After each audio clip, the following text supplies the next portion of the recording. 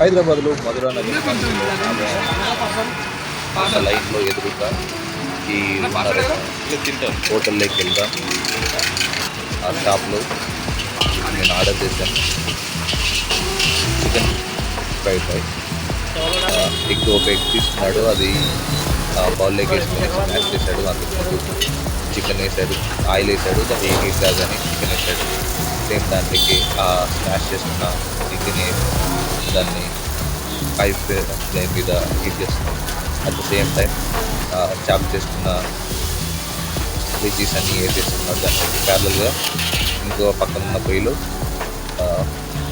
వాటర్ని బాయిల్ చేసుకున్నాడు. దాంట్లోకి వైట్ రైస్ వేస్తున్నాడు. Same time egg fried rice, chicken fried రైస్లోకి రైస్ వేసాడు. దాన్ని స్మాష్ చేస్తూ దాన్ని హై హీట్ మీద టాస్ చేస్తూ ఉన్నాడు. దాంట్లోకి సాల్టు, కారం పొడి, పసుపు, మిగతా టేస్టింగ్ సాల్ట్, అలా మిగిలిన దినుసులన్నీ వేసాడు.